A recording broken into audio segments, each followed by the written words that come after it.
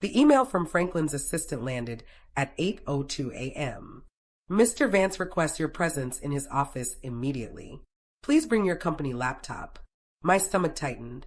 For 3 weeks, ever since the Apex Global project imploded publicly, the air at Velocity Tech had been thick with whispers and sideways glances. I'd led that project. Franklin Vance, our CEO, had taken full credit for its early wins. Now, with its spectacular failures splashed across tech news sites, he needed a villain. I knew, walking into the lion's den, that villain was going to be me. I smoothed my blazer, took a steadying breath, and headed for the corner office on the top floor. The walk felt endless, past rows of silent cubicles where my team wouldn't meet my eyes. Franklin's office was a monument to his ego. Floor-to-ceiling windows showed the city, and awards he hadn't earned lined the walls. He wasn't alone. Helen from HR sat rigidly on the leather sofa, a folder on her lap. "Maya, close the door," Franklin said, not looking up from his monitor. His voice was cold, a practiced tone. I sat in the chair facing his desk, my back straight. He finally swiveled to face me, his expression a mask of grave disappointment. "As you know," he began, "the Apex situation has caused irreparable damage to Velocity's reputation. Our investors are furious. Our clients are questioning our competence." He paused, letting the blame hang in the air between us. "An internal review," Helen chimed in, her voice carefully neutral, "has concluded that the project failure stems from critical errors in technical leadership and client management." She opened her folder. "Your role as lead architect placed you at the center of these failures." I listened, my hands folded in my lap. They were reciting a script. Franklin leaned forward. "To save the company's image and begin rebuilding trust, we need to make a clear break from this disaster. The board agrees. Effective immediately, your position is terminated." He delivered the line with a faint, cruel smile. "You will resign. It will look better for your future prospects than being fired." Helen slid a single sheet of paper across the polished desk. It was a pre-written resignation letter, citing personal reasons for my departure. A pen lay beside it. "Sign this," Franklin said, "and we can part ways cleanly. You'll receive 2 months severance. We'll announce you've chosen to pursue other opportunities." I looked at the letter, then at his smug face. He expected tears, or rage, or pleading. He was waiting for it. I felt a strange calm settle over me. For months, I'd seen this coming. I'd watched him take credit, make reckless decisions against my advice, and then hide the results. The Apex disaster was his creation, not mine. And I was prepared. I picked up the pen. Franklin's smile widened. I uncapped it and held it poised over the signature line. Then I looked him directly in the eye. "I assume this includes my scheduled exit interview with the board tomorrow?" "It's still on the calendar." His smile froze. The board-mandated exit interview for departing senior staff was a forgotten formality, a box HR checked. He'd clearly assumed I'd be gone today, too shamed to show my face. Helen shifted uncomfortably. "That's optional, of course," she said quickly. "Given the circumstances, we can waive it." I set the pen down, leaving the paper unsigned. "I wouldn't dream of skipping protocol," I said calmly. "I'll see the board at 10. I stood up and walked out, leaving them in stunned silence. Back at my desk, my hands were steady. The panic I'd expected didn't come. Instead, a focused clarity took hold. For 8 months, ever since Franklin first overruled my safety protocols on the Apex code to meet a fake deadline, I'd known he would try this. I had started a private journal. Not a diary of feelings, but a log. Dated entries, saved emails, audio recordings of meetings made on my personal phone.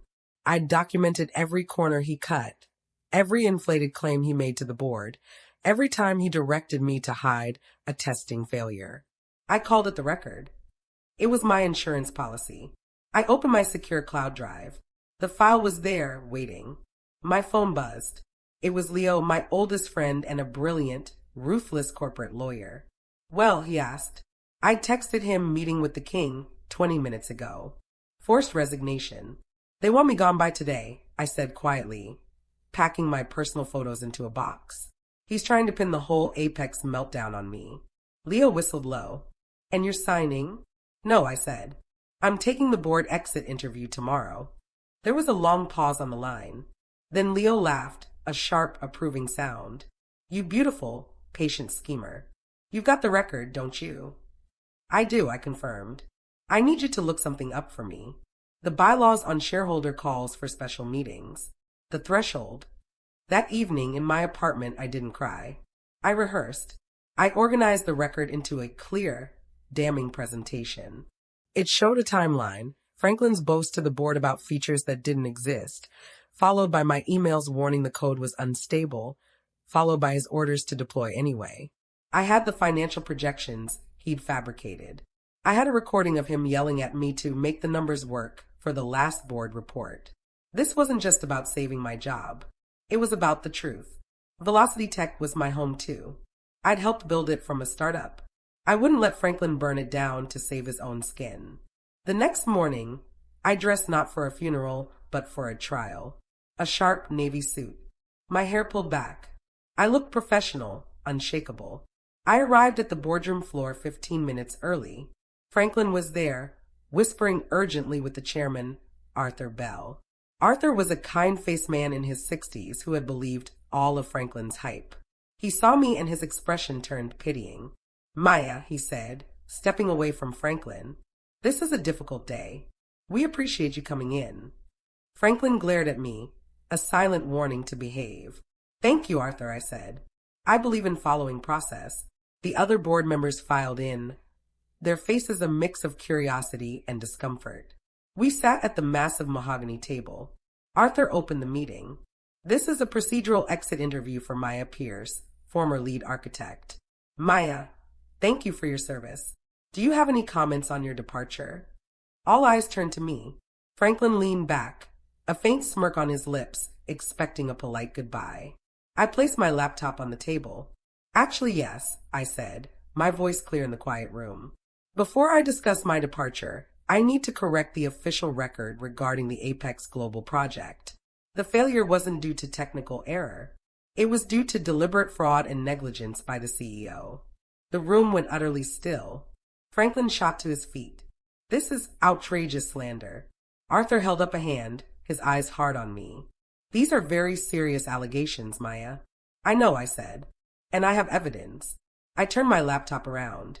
On the screen was the first slide of my presentation, a timeline of deception. I clicked play on an audio clip. Franklin's voice, crisp and clear, filled the room. Asterisk, I don't care what the tests say, Maya.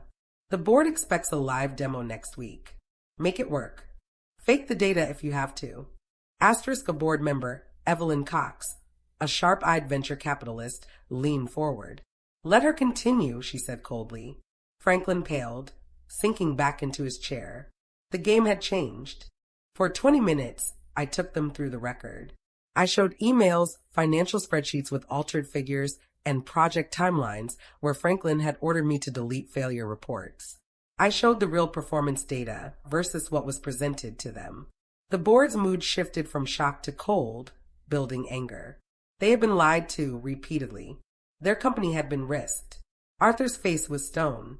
Franklin, he said finally, are these documents fabricated? Franklin spluttered, out of context. She's twisting. She's bitter because she failed. Evelyn cut him off.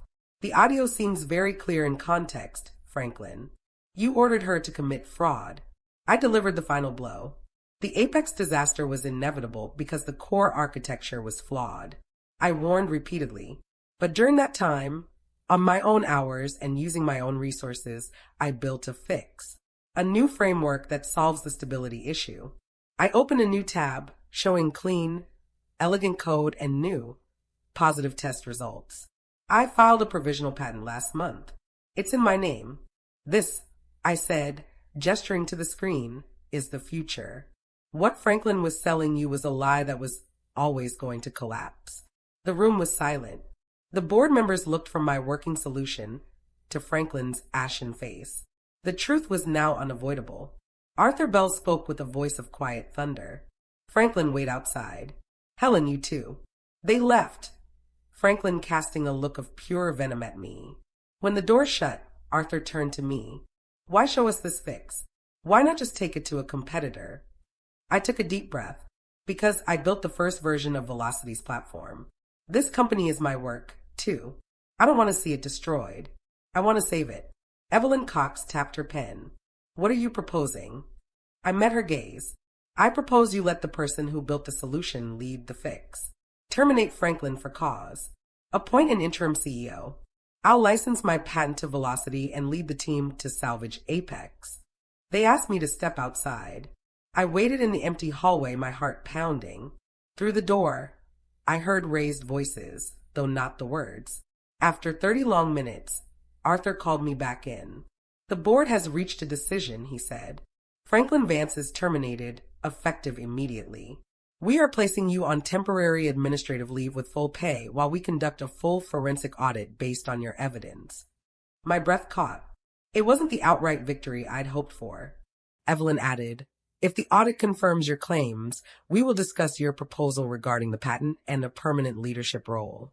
You've shown remarkable loyalty and foresight. I walked out of the boardroom a different person. Franklin was gone, escorted from the building by security. The news spread through the office like wildfire. My team flooded my phone with messages. I went home exhausted. The fight was won, but not over. The audit would take weeks. Leo called. Administrative leave is standard cover their butts procedure, he assured me. They believe you. They just need the formal proof to shield themselves from Franklin's inevitable lawsuit. Sit tight. You've already won. I tried to relax, but my mind raced. I had exposed the truth, but my future was still suspended. The next day, a law firm representing Velocity's board contacted me. They were polite but thorough. I provided full access to the record. Meanwhile, Franklin gave a furious interview to a tech blog, calling me a disgruntled employee who hacked company systems to create fake evidence. His lies were desperate, but they created noise. My leave felt isolating. Then, an email arrived from Evelyn Cox. Meet me for coffee. Not as a board member. As an investor who hates being lied to. We met at a quiet cafe. She was blunt. The audit will clear you. Franklin's finished.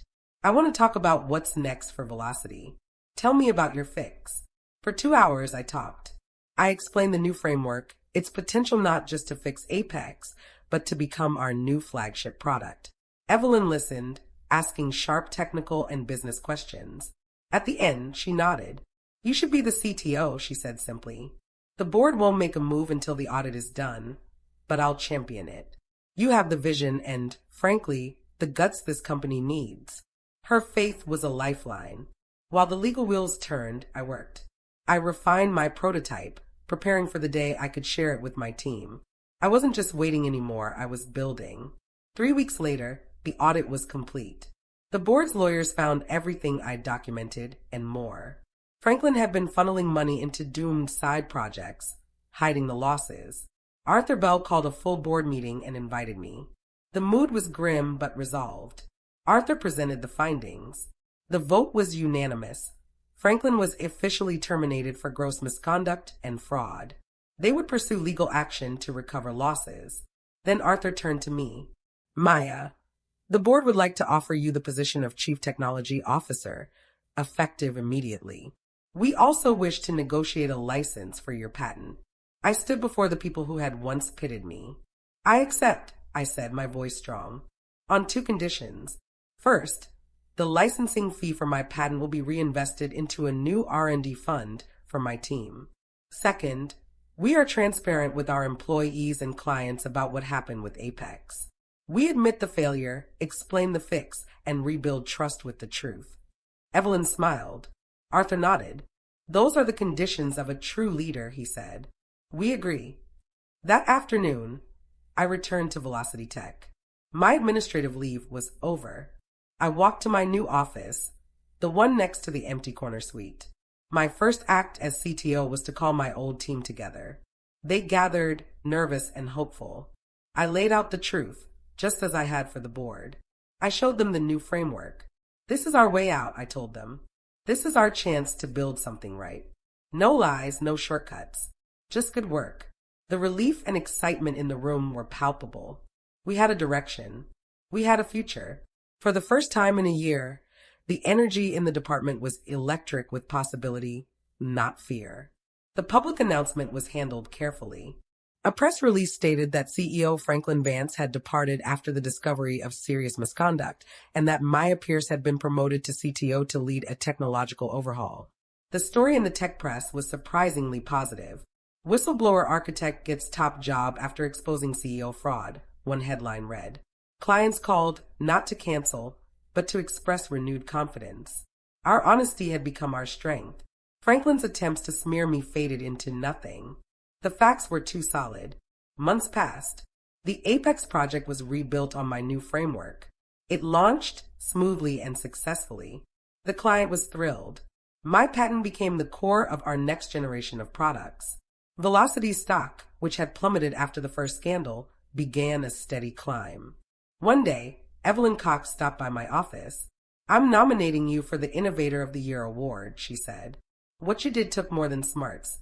It took courage. I thanked her, feeling a quiet pride. The office was no longer Franklin's monument. It was a workshop again.